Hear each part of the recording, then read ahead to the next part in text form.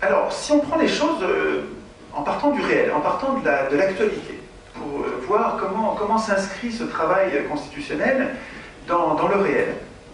Parce que ce qu'il faudrait, avant qu'on en discute, ce qu'il faudrait, c'est qu'on remette quelques mots à l'endroit, parce que presque tous les mots en matière politique ont été mis à l'envers. Si on observe le réel, en ce moment, c'est plus facile, parce qu'en ce moment, c'est vraiment caricatural. Ce qu'on observe en ce moment, c'est que nos acteurs politiques, en faisant semblant, en prétendant, en poussant des hauts cris, en prétendant servir l'intérêt général, nos acteurs politiques, aujourd'hui,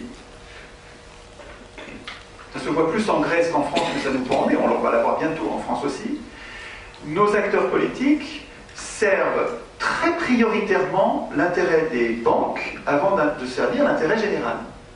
C'est-à-dire que pour nous, on ne trouve pas d'argent, mais pour les banques, on en trouve énormément. Mais des milliers de milliards pour les banques, et même pas des millions pour les gens normaux. C'est-à-dire tout le monde, les 99%.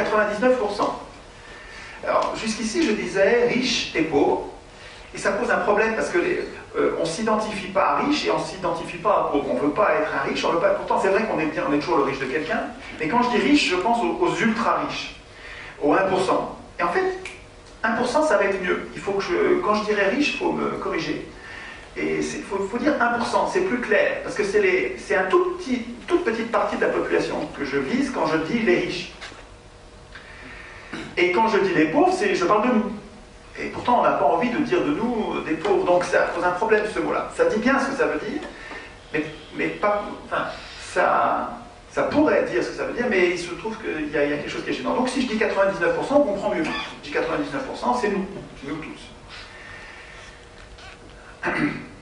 Donc, ce qu'on observe de façon caricaturale, et là je ne vais pas développer parce que je crois que vous avez suffisamment d'exemples pour être d'accord, mais si vous trouvez que je me trompe ou j'exagère, on pourra en parler si vous voulez, mais il me semble que les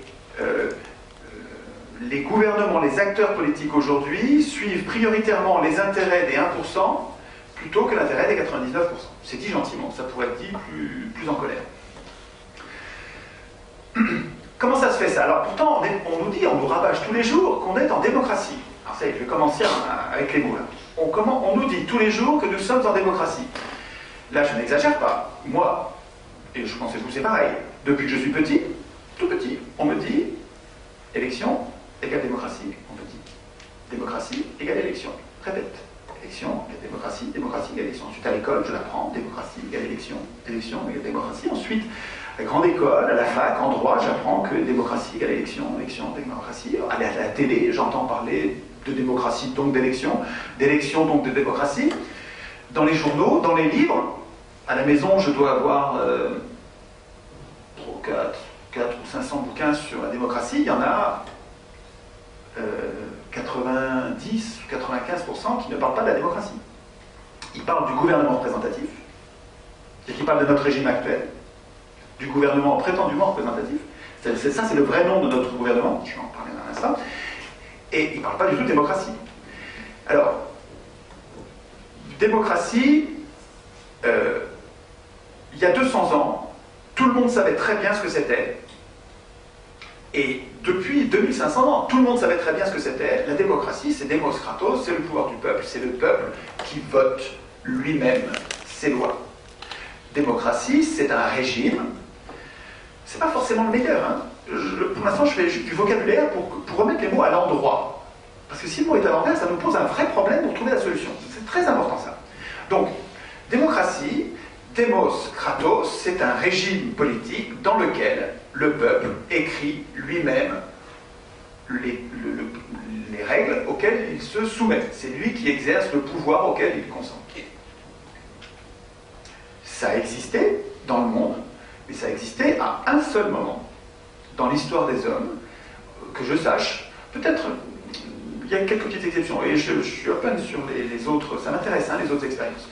Enfin, il y a une grande période de la vie des hommes qu'on connaît bien, dans laquelle les hommes se sont organisés pour produire eux-mêmes le droit auquel ils se soumettent, c'est Athènes. Athènes, il y a 2500 ans. Alors, on va en parler un petit peu, parce que ces gens-là ont pratiqué pendant 200 ans le tirage au sort tous les jours et tous les matins, ils tirent au sort. Et il faut qu'on détaille pour qu'on comprenne comment est-ce que c'est possible, parce que comme on ne l'a pas appris à l'école, et comme il ne faut pas compter sur nos élus pour nous l'apprendre, parce que eux, ça les mettrait au chômage cette idée-là, donc ça ne leur plaît pas du tout, ils ne comprennent pas, ils n'entendent pas. Ils disent, vous êtes populiste, là, vous êtes... arrêtez, vous me tirez l'oreille. Donc ils ne sont pas capables d'entendre, et il ne faut pas attendre des journalistes ou des parlementaires qui défendent l'idée que je vais défendre, il faut qu'on en parle entre nous. Mais vous allez voir que quand on en parle entre nous, nous qui sommes soumis au pouvoir, et nous qui ne comptons pas exercer le pouvoir, on comprend vite. Donc, je détaillerai tout à l'heure, démocratie, ça devrait être démos, kratos, le pouvoir du peuple. Et citoyen, ça devrait être le membre d'une démocratie qui est autonome, cet autonome qui produit lui-même le droit auquel il se soumet. Si on n'est pas autonome, si on n'est pas autonome, on est hétéronome, c'est-à-dire qu'on subit la loi écrite par quelqu'un d'autre. Or, c'est précisément la situation dans laquelle nous sommes aujourd'hui. Quelle est la situation? Et je n'exagère pas. Je pense que vous seriez capable de dire exactement la même chose que moi, il n'y a pas de difficulté. Quel est le régime? Quels sont les pouvoirs qu'ont les humains? Je ne dis pas électeurs, citoyens, que les humains vivant dans le régime actuel, qu'on appelle fallacieusement démocratie, quels sont les pouvoirs qu'on nous laisse? Nous avons le droit, tous les 5 ans, de désigner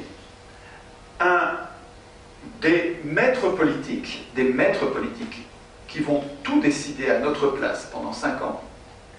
Ils vont tout décider à notre place. Je n'exagère pas. Quelle est la dernière fois que vous avez voté une loi? C'est bien eux qui vont voter les lois, pas vous. Donc, nous désignons tous les 5 ans des maîtres politiques parmi des gens que nous n'avons pas choisis.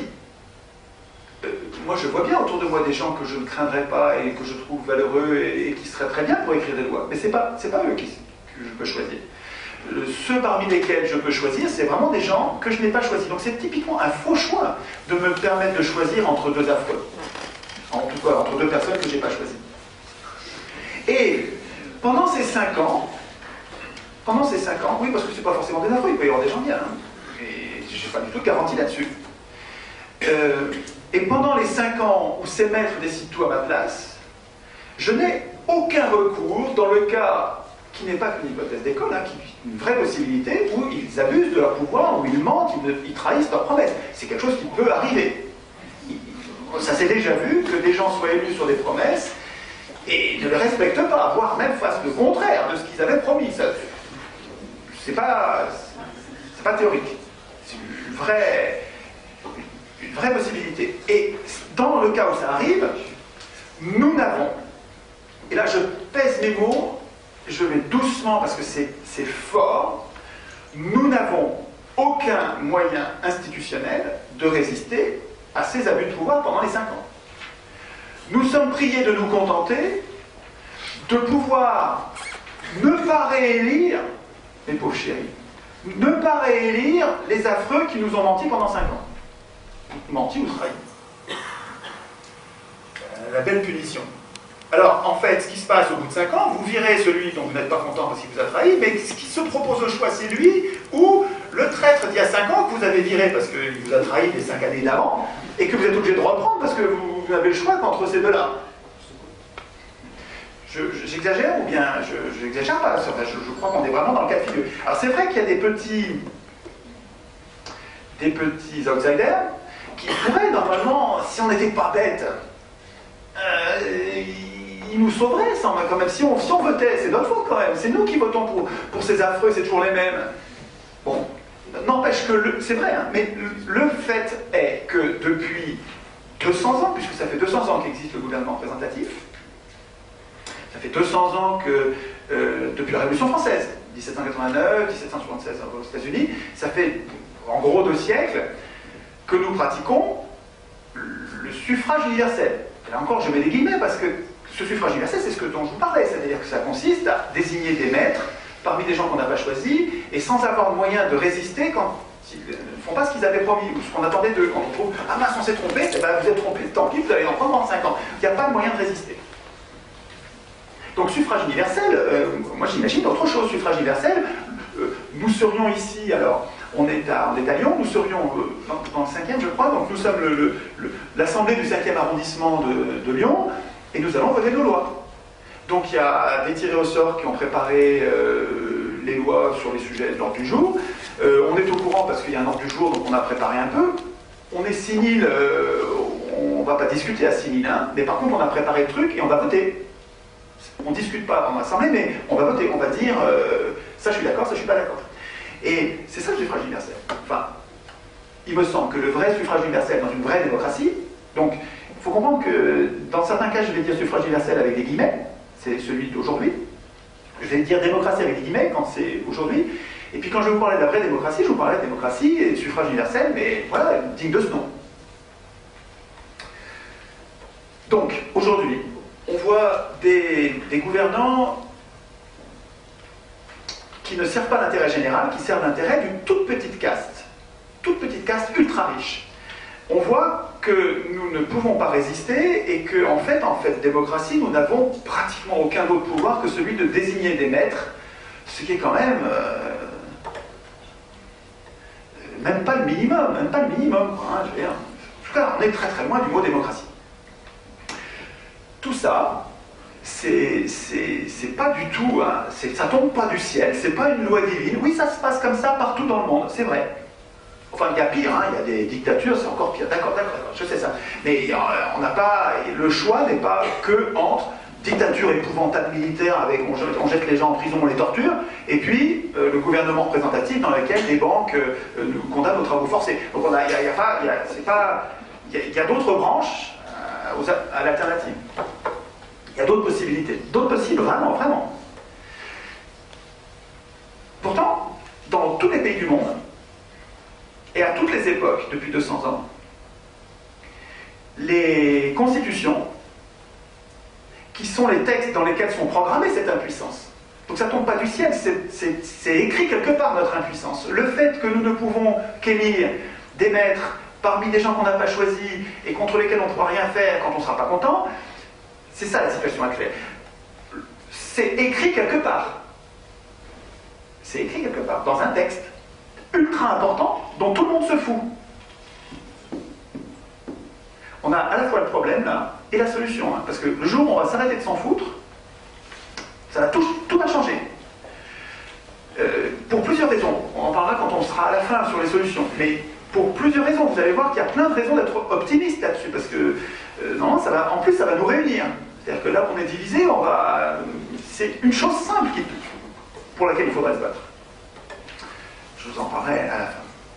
Donc, pourquoi est-ce que dans toutes les constitutions du monde, on voit programmer la même impuissance des peuples, à quelques pouillèmes près, hein. En Suisse, ils sont moins puissants quand même. Hein. En Suisse, il y a quand même l'élection avec les faux choix, mais ils ont une arme que nous n'avons pas, et qui existe dans quelques pays, hein, qu'il faut connaître, qui s'appelle le référendum d'initiative populaire. Tout le monde ne sait pas ce que c'est, pourtant ça parle, hein, c'est bien dit, référendum d'initiative populaire, ça dit bien ce que ça veut dire.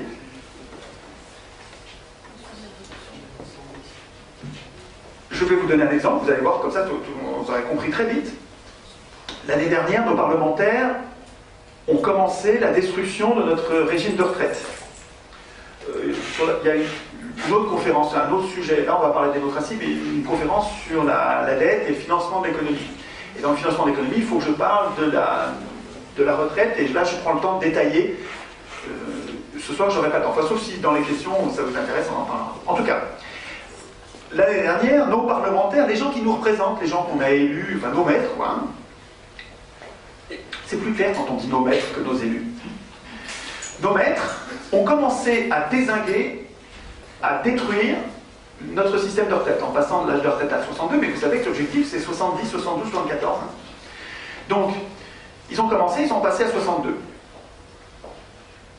Qu'est-ce qu'on a pu faire pour résister? On est descendu dans la rue, on était des millions. Ils s'en tapent totalement. Ça c'est clair, ils s'en foutent complètement.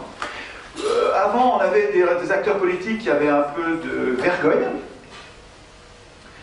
C'est important le mot vergogne. Je vais arrêter de vous faire la parenthèse, excusez-moi, mais vergogne, c'est un mot super important. Un mot dont j'ai découvert l'importance. Alors, on sait tous ce que c'est que la vergogne en gros, mais il y a un petit bouquin, Démocratie, une très bonne anthologie, Bruno Bernardi. C'est un petit bouquin très léger qu'on peut garder dans ses poches tout le temps, et dans lequel j'ai trouvé, je vais vous lire, vous allez voir. Je vais vous lire un passage. La vergogne, c'est l'importance que nous donnons à l'opinion des autres. Il y a des gens qui ont de la vergogne, il y a des gens qui sont gênés quand il y a un regard réprobateur sur eux. Il y a des gens qui ont envie de se donner du mal pour le bien commun quand il y a un regard bienveillant qui se porte sur eux et reconnaissant. Ceux-là ont de la vergogne. C'est bien pour la cité, c'est bien pour vivre ensemble. Par contre, ceux qui n'ont pas de vergogne, ceux qui n'attachent aucune importance au regard des autres, qui se foutent pas mal qu'on soit malveillants ensemble, qu'on ait un regard malveillant, un regard réprobateur, ils s'en foutent totalement, ils n'ont pas de vergogne. Vous êtes reconnaissant par connaissance, de toute façon, c'est pas leur problème, c'est pas ça leur moteur, c'est autre chose. Alors, je vais vous dire ce que Platon expliquait c'est dans Protagoras, je crois. Il fait parler de Zeus, hein. Donc Zeus répondit. Je passe, mais il faudrait le lire en entier, mais je vous dis juste le petit passage qui m'intéresse. Qu'on mette à mort comme un fléau de la cité l'homme qui se montre incapable de prendre part à la vergogne et à la justice. Bon, ils étaient un peu brutaux à l'époque, hein, mais on n'est pas obligé de faire pareil aujourd'hui. Mais on pourrait quand même faire attention dans le choix des gens qui nous représentent, ou des gens qu'on écoute, des gens qui... On devrait apprendre à l'école, d'abord à développer notre vergogne, c'est-à-dire à donner de l'importance au regard des autres, et puis à utiliser ce critère, est-ce qu'il a de la vergogne ou pas, est-ce qu'il a de l'empathie ou pas, est-ce qu'il est capable de se mettre à la place des autres, dans l'évaluation des gens. Parce que pour l'instant, je ne sais pas si vous avez remarqué, mais pour faire de la politique et devenir le président de la République, il n'y a besoin de rien, pas de diplôme du tout, il n'y a pas besoin, il n'y a pas d'examen, on n'a rien vérifié, quoi. Hein. On a juste vérifié que c'était le plus menteur, le plus coriace, le plus assassin, le traître qui est capable de tuer tous ses amis pour arriver au sommet du parti qui va le monter au pouvoir. Finalement, le système de filtre des partis, il fonctionne comme s'il nous sortait les pires, un peu, hein, on a l'impression. Enfin bon, je ne développe pas, parce que je ne veux pas faire le paranoïaque, comment ils disent, le conspirationniste. Donc je continue. Pourquoi je parlais de la vergogne? Mais le problème, quand je joue des parenthèses, c'est que je perds mon fil. Je parlais des exemples suisses. Les retraites. Les retraites, ah oui, voilà, merci. Heureusement que je vous aide. Donc, nos élus, nos maîtres, donc n'ayant rigoureusement aucune vergogne, alors qu'ils venaient un an avant de dire non, la retraite, on n'y touchera pas, notre président de la République, un an ou quelques mois avant, disait non, mais la retraite, il n'est pas question d'y toucher, vous m'entendez? Il n'est pas question d'y toucher, je n'ai pas reçu le mandat d'y toucher, donc je n'y toucherai pas. L'année d'après, il commence à la déglinguer en disant, l'année d'après ou 1 ou 2 ans après, il la déglingue en nous passant déjà à 62 ans, et puis ça va se dégrader encore. Qu'est-ce qu'on a pour résister? Rien. On descend dans la rue, on blablate, on bavarde. C'est pas une démocratie. C'est un gouvernement représentatif, gouvernement prétendument représentatif. Moi, je fais la grève du mot démocratie, je n'appelle plus ça démocratie. Vous allez voir, je vais vous citer une citation de Sieyès, parce qu'on va nous dire, non mais ça s'est dégradé, c'était une démocratie au départ, et puis petit à petit, on a des problèmes, on n'arrive pas à garder la qualité du régime. Je suis en train de chercher mon document complet, parce que pour vous lire la citation. C'est pas vrai, c'était pas une démocratie au départ du tout. Pas du tout. Depuis le début, ils savent très bien que c'est pas une démocratie. Ils savaient très bien Sieyès. Sieyès était un abbé, en 1789, qui était un des plus grands penseurs de la Révolution française. Quelqu'un qui a écrit Qu'est-ce que le tiers-état? Vous savez, le tiers-état, il y avait à l'époque, il y avait le roi, et puis il y avait les nobles, qui avaient l'interdiction de travailler. Donc ils ne travaillaient pas du tout, jamais. Et puis il y avait le clergé. Le clergé, il ne travaillait pas non plus, il priait. Et ces gens-là exerçaient le pouvoir, ils avaient tous les privilèges, Et puis il y avait tous les autres qui étaient... Alors, le tiers-état. En fait, quand Sieyès parlait du tiers-état, il ne parlait pas du tiers-état, il parlait du 1% dans le tiers-état. Ce n'est pas du tout pareil en fait. Hein. Il faut comprendre que la Révolution française elle a été faite par le 1% du tiers-état. Donc les gens très riches qui en avaient marre de voir le roi, les nobles et le clergé exercer tous les pouvoirs alors qu'ils n'avaient même pas d'argent, ils étaient pauvres par rapport à eux, eux étaient en train de devenir très très riches et ils voulaient le pouvoir. Et en fait, ils ont organisé des famines, donc ça s'appelle les guerres du blé, les guerres des farines, dans les 2-3 ans qui ont précédé la Révolution française, pour soulever, pour que le peuple n'en puisse plus, quoi, ça suffit, quoi, et qu'ils rejettent, qu'ils abattent les pouvoirs anciens pour prendre la place. C'est ça qui s'est passé, et Sieyès était un dépenseur, non pas représentant tout, alors il parlait au nom du peuple, c'est Talleyrand, cette crapule de Talleyrand qui disait « agiter le peuple avant de s'en servir ». Je dis cette crapule, j'arrête pas d'ouvrir les parenthèses, je dis cette crapule parce que je suis en train d'écouter Guillemin, Henri Guillemin, il faudrait que vous notiez quelque part, il faut absolument découvrir Henri Guillemin, G-U-I-2-L-E-M-I-N, vous cherchez sur internet, c'est facile, vous cherchez Henri Guillemin, Napoléon, ou Henri Guillemin, La Commune, ou Henri Guillemin, 1914-1918, ou Henri Guillemin, 1939-40, 39-45. C'est pas les dossiers d'histoire, c'est à la manière de les dossiers d'histoire. C'est un vieux monsieur, je crois qu'il est français, alors c'est sur un site suisse, il habitait en Suisse, mais je crois qu'il était français.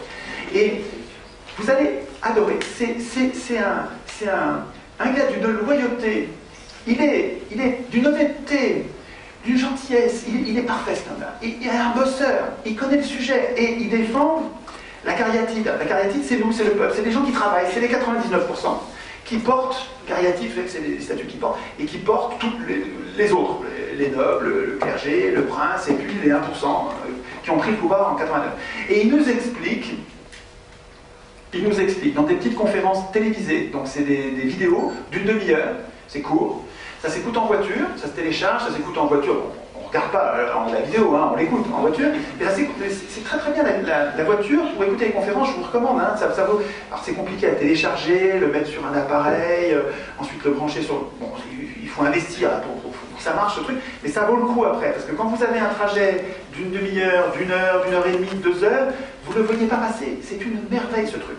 Alors, si vous écoutez Guillemin, il va vous expliquer la création du gouvernement représentatif. Le régime dans lequel nous sommes aujourd'hui, il va vous expliquer Bonaparte qui assassine la Révolution française, qui tue les espoirs du peuple né à l'époque de Robespierre, 92-94, quoi. Hein. Il y a 2 ans pendant lequel le peuple a été défendu. Et après ça, c'est Thermidor, et c'est le début de la contre-révolution avec la République bourgeoise, la République des riches pour les riches. Et ça, c'est un mot, on dirait un slogan de marxiste ou d'anarchiste, enfin, j'utilise des étiquettes qu'on utilise d'habitude, des étiquettes infamantes là qu'on utilise pour dire ah, c'est tous les mêmes. Oui, je sais ça. Donc, mais écoutez Guillemin, vous allez voir, il n'est pas marxiste du tout. Lui, il est chrétien, c'est pas un marxiste. Mais il donne les 1000 exemples, les exemples qui ne trompent pas, qui permettent de comprendre qui commande depuis 200 ans dans cette soi-disant démocratie, qui n'est pas du tout une démocratie. Alors, avec Guillemin, vous allez voir que il n'y a pratiquement pas d'exception. C'est-à-dire que pendant 200 ans, c'est tout le temps les riches qui ont fait la pluie et le beau temps, y compris les guerres. Et que quand on est allé se faire tuer, enfin quand nos parents sont allés se faire tuer, c'était pas du tout pour la patrie, pas du tout, c'était pour la banque et les affaires. Alors, juste une citation, vous allez voir, elle paye, parce que tous les jours, je répète, tous les livres nous rappellent qu'aujourd'hui on est en démocratie. Ça, c'est avoir mis un mot à l'envers. On a pris le mot démocratie, qui est un très beau mot. C'est un mot super important. Pendant 200 ans à Athènes, ils ont tiré au sort, ils ont vécu en démocratie. Pendant 200 ans, c'est les 99% qui commandaient, et les 1% de riches qui n'ont jamais ils ont commandé. Pendant 200 ans à Athènes, dans une vraie démocratie, je veux dire, je vous fais pas perdre votre temps avec un truc qui a pas d'enjeu. Il y a un vrai enjeu. Aujourd'hui, on est dirigé par les 1% parce qu'on n'est pas en démocratie. Donc si on accepte d'appeler démocratie le régime qui pose problème, si on appelle du nom de la solution le problème, on s'interdit de formuler, on s'interdit de la concevoir, on s'interdit de vouloir la solution. Vous comprenez, c'est super important de travailler sur les mots. Donc, ils ont réussi à mettre le mot démocratie à l'envers, à nous faire appeler démocratie un truc qui dès le départ était pas la démocratie. Alors, c'est important que je puisse vous donner les armes dans la discussion qui vont vous permettre ensuite, parce que quand vous allez sortir, vous allez voir, ils croient tous qu'on a la démocratie, puis ils y croient dur comme fer, c'est normal, ça fait 50 ans qu'on nous dit démocratie égale élection, égale démocratie, et on dit en démocratie, on dit en démocratie, on dit en démocratie, ah voilà, ce pays sort de la tyrannie et arrive en démocratie. On nous rebat les oreilles avec ce refrain depuis des dizaines d'années, ça laisse des traces, donc vous allez voir qu'il faut un moment pour se désintoxiquer. Alors, je pense que vraiment, là, cette citation, vous allez voir qu'elle vaut son pesant pour la gravité. Vous allez voir. C'est Sieyès qui parle, donc un des grands penseurs, un des plus grands penseurs de la Révolution française, quelqu'un qui a gagné Thermidor, qui a assassiné Robespierre et puis qui a mis en place le gouvernement des riches après.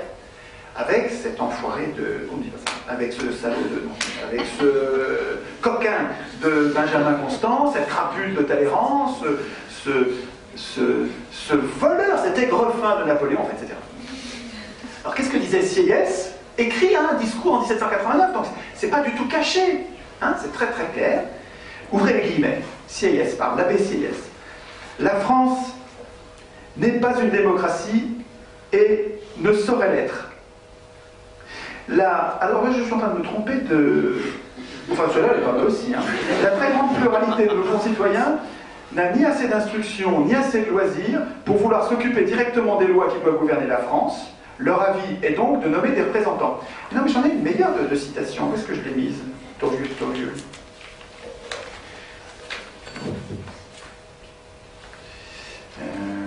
Alors, Chouard, qu'est-ce que tu as fait de ton truc là?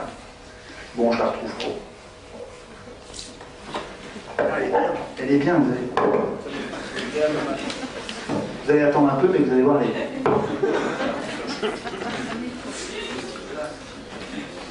Ça fait du bien quand il s'arrête.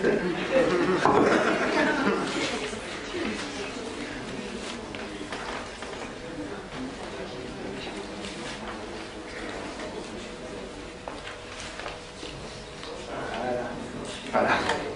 Alors, ça n'est une autre de Sieyès, parce qu'il le disait sous tout, il le répétait sur tous les tons. Hein. C'était un refrain, mais qui variait. Alors on est parti, ouvrez les guillemets. Les citoyens qui se nomment des représentants, qui se nomment à eux-mêmes des représentants, renoncent et doivent renoncer à faire eux-mêmes la loi. Ils n'ont pas de volonté particulière à imposer. Là il parle des autres, hein, parce que lui il sait qu'il est élu et qu'il va écrire les lois. S'il dictait, les citoyens, s'il dictait des volontés, la France ne serait plus cet État représentatif, ce serait un État démocratique. Le peuple, je le répète, c'est Sieyès qui parle, hein, je vous promets, dans un pays qui n'est pas une démocratie, ouvrez la parenthèse, et la France ne saurait l'être, fermez la parenthèse, ça ne peut pas être plus clair. Le peuple ne peut parler, ne peut agir que par ses représentants. Bon, moi je trouve que c'est quand même, ça mérite d'être clair, c'est-à-dire que quand on nous dit c'est une démocratie, on se fout de nous, c'est-à-dire que ce sont des élus qui ont mis en place un système où on élit les représentants, c'est-à-dire eux, c'est-à-dire qu'ils ont mis en place un système qui les mettait eux au pouvoir. Donc c'est sûr que si on demande à des futurs élus, des gens qui se projettent dans l'avenir et qui sentent qu'ils vont être candidats et qui vont très probablement être élus, parce qu'à l'époque la plus grande partie de la France était analphabète, hein, donc il n'y avait pas beaucoup de candidats. Et donc, ça se comprend que des élus, à l'époque, aient décidé de choisir l'élection. D'ailleurs, on peut peut-être leur faire le crédit de penser que, effectivement, à l'époque, comme l'éducation n'était pas encore aussi développée qu'aujourd'hui, il n'y avait peut-être pas d'alternative. Il fallait désigner parmi une petite élite qui n'était pas nombreuse, peut-être à l'époque. Admettons. En fait, quand vous écoutez Guillemin, quand vous voyez ce qu'ils ont mis en place, tout de suite après, là, Napoléon, et puis la Restauration... C'était pas parce qu'ils ne pouvaient pas faire autrement, c'était parce qu'ils voulaient la place et le fromage. C'était des millions d'époque, hein, des millions, des sommes colossales qu'il s'agissait de prendre la caritative. Donc, qu'est-ce qui fait que dans tous les pays, parce que là c'est la France, mais c'est comme ça partout dans le monde, hein. Partout dans le monde, les constitutions programment l'impuissance des peuples.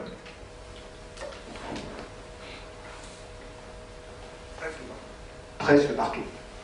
Ah oui, mais presque partout. Hein. C'est vrai, merci. C'est pas un complot. C'est pas un complot partout dans le monde, à toutes les époques, depuis 200 ans. Non, non, c'est pas ça, c'est autre chose. Il y a une raison qu'il faut chercher, qu'il faut comprendre. Si on comprend la raison, formuler un problème, c'est l'avoir à moitié réglé. Si on arrive à trouver la vraie raison, on est vraiment sur la voie de régler notre problème. C'est mieux que ça. Je vais vous donner ma méthode. Et je ne l'ai pas inventée, je l'ai piquée à quelqu'un qui est formidable. Ce quelqu'un, c'est Hérodote. Donc il y a 2500 ans. 1500 ans, je crois, c'était à l'époque d'Athènes. Hérodote, un médecin, nous a laissé une toute petite phrase que je trouve pas importante, que je trouve extrêmement importante et utile. Une phrase qui, moi maintenant, elle fait partie de mes rouages, elle fait partie de ma mécanique intellectuelle.